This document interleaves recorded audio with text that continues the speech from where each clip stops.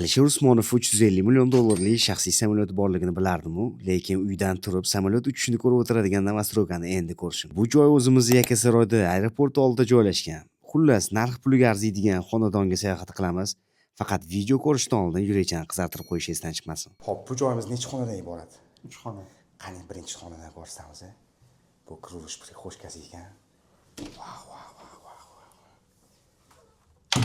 Bu spalniymi shunda? Ikkiga spalniy ekan. Mebel texnikasi kiradimi shunda? Albatta, hammasi. Narxini video oxirida aytamiz. Mana bu yerda ishlab o'tiradigan joyi, shkaf и televizor. Ikkinchisini ko'rsatamiz endi, okey.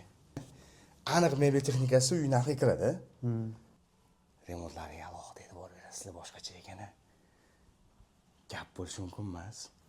Bu joyimiz O'zbegim Development tomonidan qurilgan.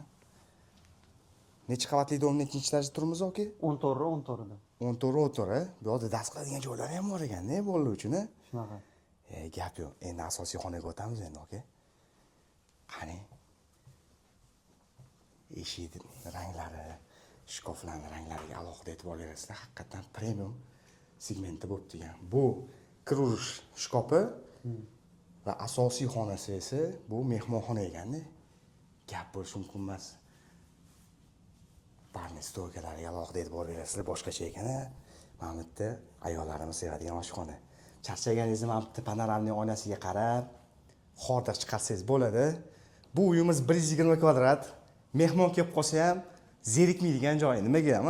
Mana bu yerda mehmonxonasi bor ekan. Studiyniy formatda qilingan. Bu uyimiz narxiga mana shu mebel texnikasi kiradi. Bu yoq tomonda ham panoramli oynasi bor. Boshqacha.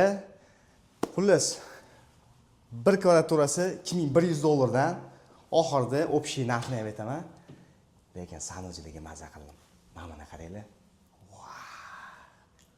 Boshqacha, lekin gap bo'lishi mumkin emas. Даже texnikalarni Hoffman premium brendidan ishlatishdi. Aka-uka yashayman desanglar, yonida 102 kvadraturali xonadonligi bor ekan. U ham tayyor holda mebel texnikalari bilan. Qiziq bo'lsa, pastda nomerligini qoldiraman. Bemalol o'z nomimizdan murojaat qilsanglar bo'ladi. Charchab qolmanglar.